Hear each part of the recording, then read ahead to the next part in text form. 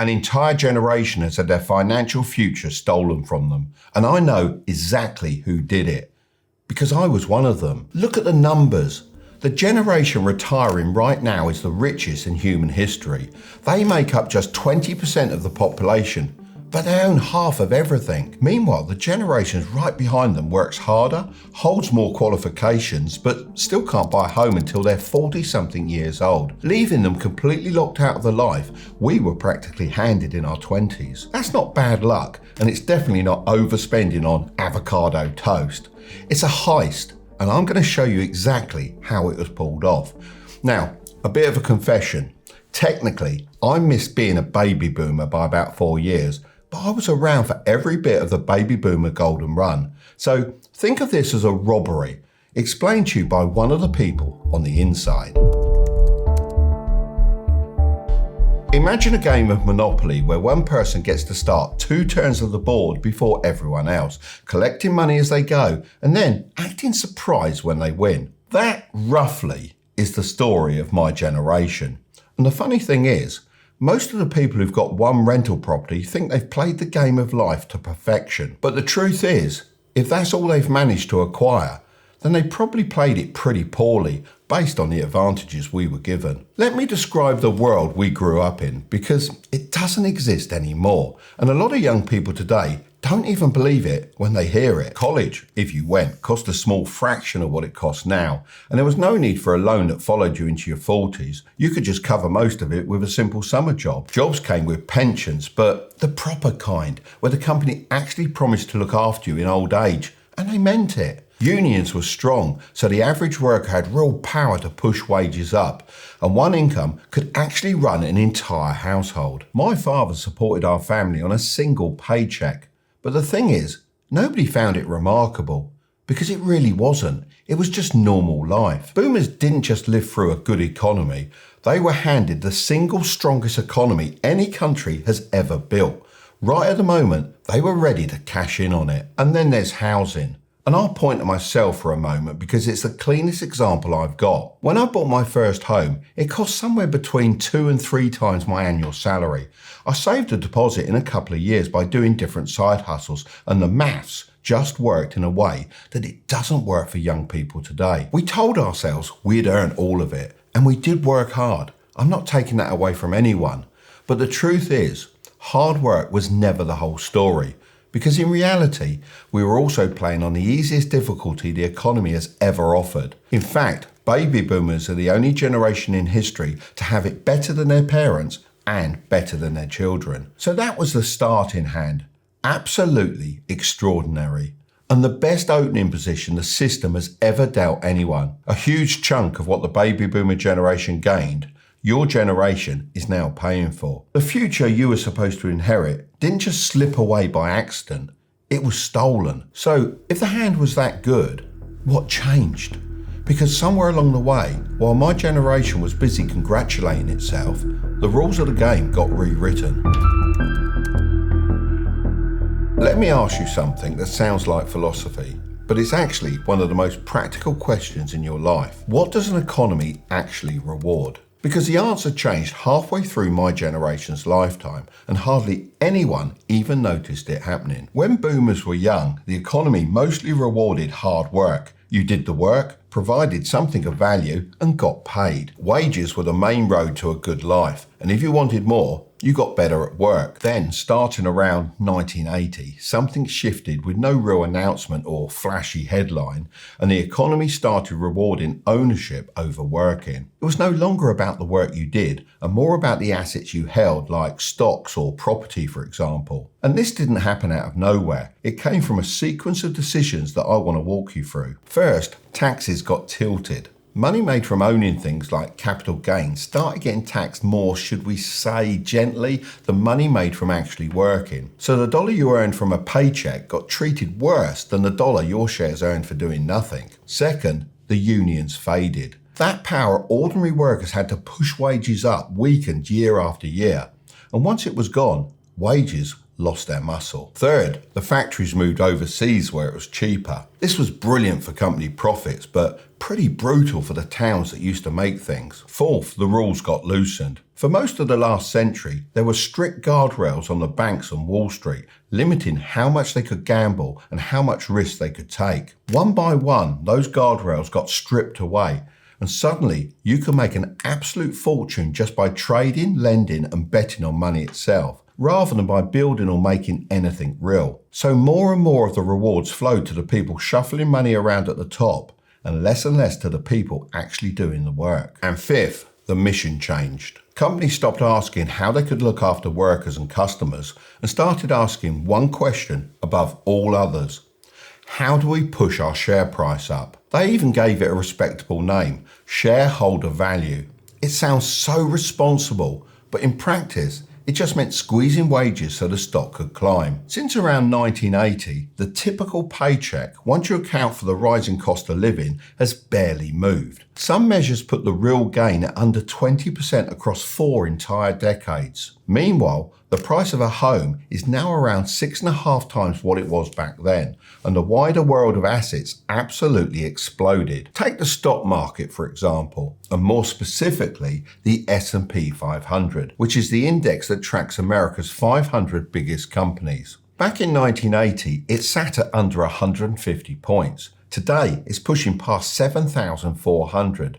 That's the market climbing more than 180 times inside a single working lifetime. But where it gets really interesting is that almost nobody young owned any of it. Even today, Americans aged 55 and over own around 80% of the entire stock market, up from about 60% just 2 decades ago. And the wealthiest 10% own roughly 93% of all of the shares in existence, while the bottom half of the country owns about 1%. So when assets exploded, the gains didn't shower down to everyone. They landed almost entirely in the laps of the people who were already old, already rich, and not offering anything of value to society. I mean, think about that for a second. If you spent those 40 years earning, you treaded water. But if you spent those 40 years owning, you got richer in your sleep. And when the reward stops being tied to the work, the economy as a whole becomes unproductive for young people. As a business owner and entrepreneur, I would much rather young people had money to spend on products and services and were taxed less on their hard work so they can actually build a future for themselves.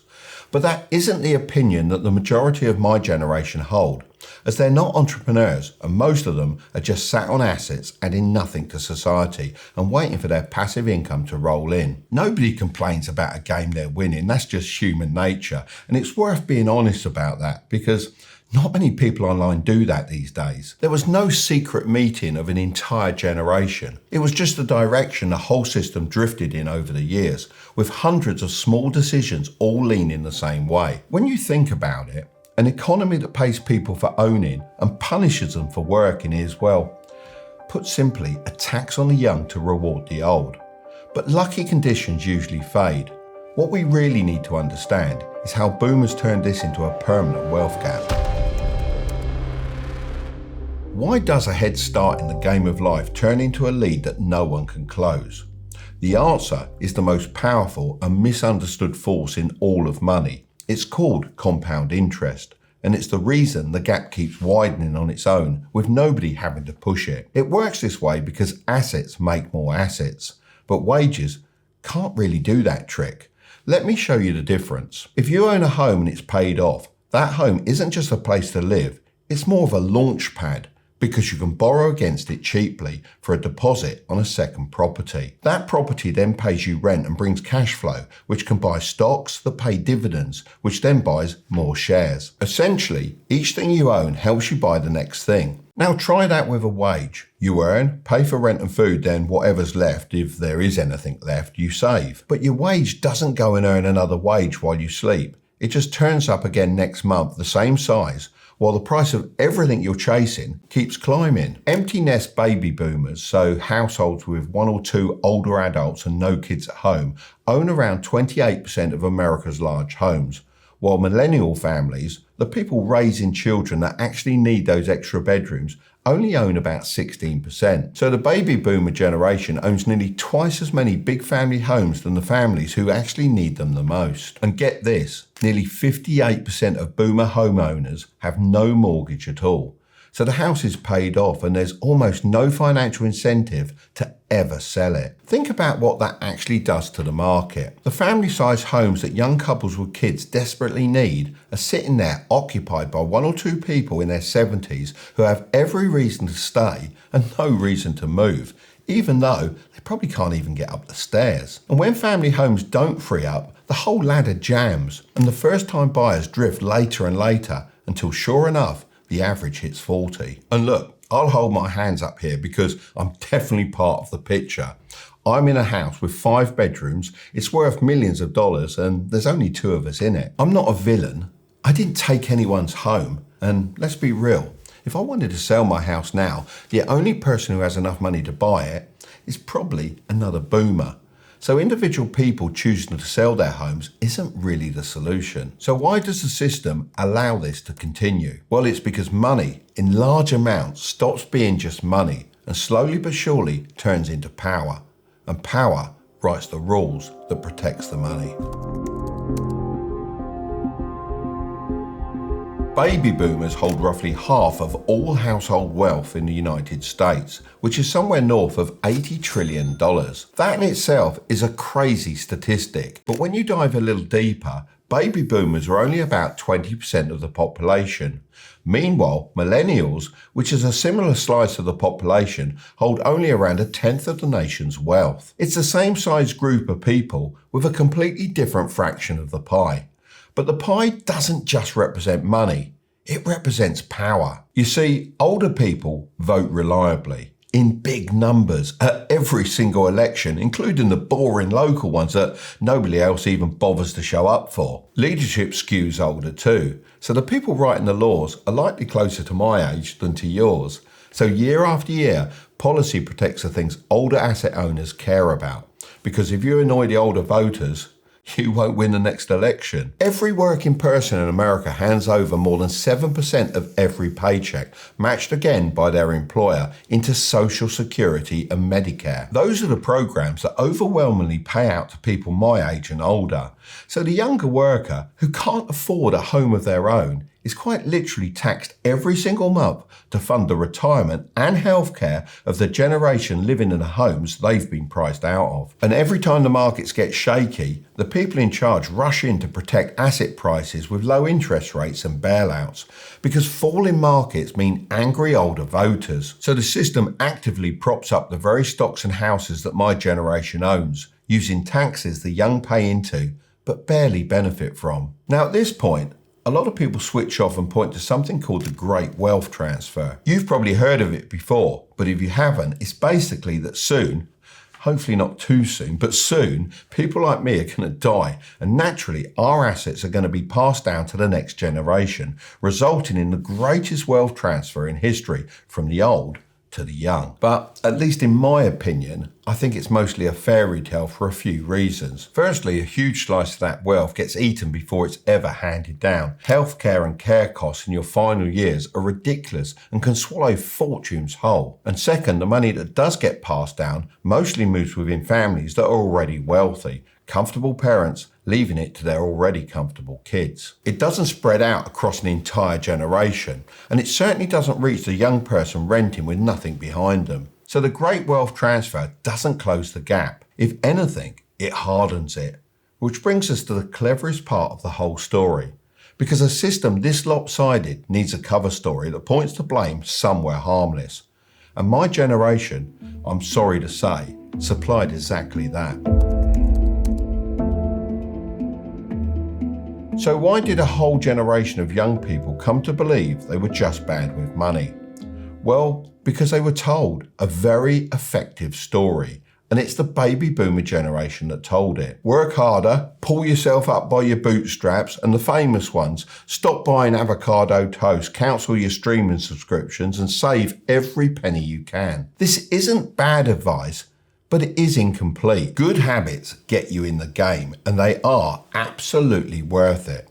but they were never going to fix a problem where the target keeps sliding away 6 times faster than your income. My generation either knew that or completely ignored it. Now, I want to be careful here because this is exactly where most videos like this get it wrong. They tell you the saving advice itself is nonsense and that skipping a coffee is completely pointless, which just isn't true. What is true is that if you take that coffee money, brunch money and little daily leaks and invest it instead of saving it, over time it compounds and grows into something actually serious, far more than what most people ever expect. You see, if invested properly, over time, it's how you stop being purely an earner and start becoming an owner, just like the boomers. It's how you climb onto the right side of the very system we've been talking about. So the lie was never saving works, because it actually does. The lie was saving is all it takes and everything else is your fault. They told you to count your pennies, while the assets they already owned were minting them a fortune in the background. But right about here, someone always raises their hand with an objection and says, not all boomers got rich, so how can it possibly be their fault? And to be honest, it's a good question. So let me answer it head on. I'll be honest with you, the more I look at this, the less sympathy I have for my own generation. Let me show you why. The headlines say boomers are the richest generation in history, and it's true. But within my generation, the top 10% of households hold around 71% of all boomer wealth. So most of that mountain of wealth belongs to a small group of boomers right at the top. And those people are a story all on their own. They didn't stumble into this, a lot of them engineered it on purpose. Remember those stock market numbers from earlier? The wealthiest 10% own around 93% of all the shares in the country. That tiny group right at the top of my generation didn't just ride the system, they own the whole thing outright. They're the landlords, the major shareholders, and the people that the whole system has been quietly working overtime to protect. But here's where I run out of patience with the rest of us. Because even the average boomer, the one stuck in the middle, is sitting on a net worth of around $300,000 to $400,000, most of it in the value of their house. And no, that's not a private jet kind of fortune, but hold it up against a young person today who's staring down student debt, a rent check that swallows half their pay, and no realistic path to buy a home of their own. That so-called ordinary boomer was playing on easy mode with a cheap house, steady job and a pension waiting at the finish line. And that's the part I genuinely can't get past. When you're dealt the single best hand in modern economic history and you still don't manage to build anything with it, I'm sorry, but I'm not going to sit here and ask a 25-year-old drowning in rent to feel sorry for you. You had every advantage going, and if you couldn't make it work on the easiest setting the economy has ever offered, that isn't bad luck, that's on you. I'm allowed to say that because it's my own generation. Well, sort of. But seriously, if a young person said that out loud, they'd be told to respect their elders. So let me say it for you. We don't get to be handed easy mode and then play the victim. Somewhere between my first house and yours, the game stopped paying for effort and started paying for ownership. You're not worse, lazier or softer than we were. You're just playing the same game with new rules, and nobody handed you the rule book. So let me be straight with you. It is harder for you. It's harder to save money when we could buy a house on one wage and you can barely rent on two. It's harder to get ahead because the asset you're chasing keeps sprinting further away from your paycheck every year. And honestly, it's even harder to find a partner and settle down because it's tough to build a life with someone when neither of you can afford the place you'd actually build it in. But here's where it gets interesting and where I genuinely get hopeful about your generation. Watch what young people are already doing in response to all this. They're drinking less, smoking less, and instead focusing on the gym, clean eating, learning skills online at midnight that my generation never had a hope of accessing. None of that is an accident. That's exactly what a hard game does to the people forced to play it. There's an old idea I think about a lot, and it goes like this. Hard times create strong people. Strong people create good times. Good times create weak people, and weak people create hard times. And to be honest with you, the boomers were the weak people in that cycle. We were handed the good times, got soft and comfortable, and let the hard times pile up for the next generations to inherit. Which means you, right now are the hard times, forging a strong generation.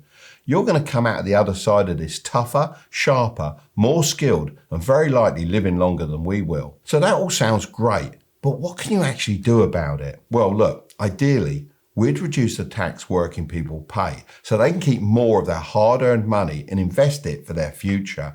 However, unfortunately, the political system isn't something that you can control. So of course, go out and vote for lower income tax on every opportunity that you can. But alongside this, now you know how the system works. You need to play into it if you want to succeed. So what do I mean by that? Well, as you now know, the system rewards ownership far more than it rewards work. So if you're trying to win purely by earning a salary, you're playing a very difficult game. And at some point, you need to start moving from an earner to an owner. Now, if you weren't born into money, that doesn't just happen overnight. It starts by building skills that are actually valuable in today's economy. So firstly, learn how money actually works. Most people leave school knowing how to solve equations that they'll never ever use, but not how investing, debt, taxes or ownership actually works. That's why I started my YouTube channels, to bring my years of experience in making and investing money to inspire and empower the next generations. Secondly, learn AI. Not because it's some magic shortcut, but because it's changing how businesses operate, and the people who understand it will have a real advantage over those that don't. And thirdly, focus on learning skills that either make a business more money, save a business money, or save a business time, because those skills get you paid, and more importantly, they give you opportunities to build something of your own. Because that's how the shift happens. You use digital skills to earn money. You use earnings to build assets, and assets are what eventually give you true ownership of your life. And if you're wondering why an old boomer is sat here talking about this, the truth is, I don't need to be, but I've watched the climb get steeper and steeper for the generations coming up behind me. So if I can save you a few years by showing you how the game actually works, that's time well spent. Building wealth today is difficult, but it isn't impossible. Which is why every year young people figure it out by learning valuable skills, building businesses and buying assets. The question was never really what the baby boomer generation did to yours. The real question is, what are you going to do now that you can see it? If you want to understand why the US economy hasn't collapsed yet, then I'm going to leave that video right up there. But don't click on it just yet. Make sure to subscribe if you want to stay ahead of everyone else, okay? I'll see you over there.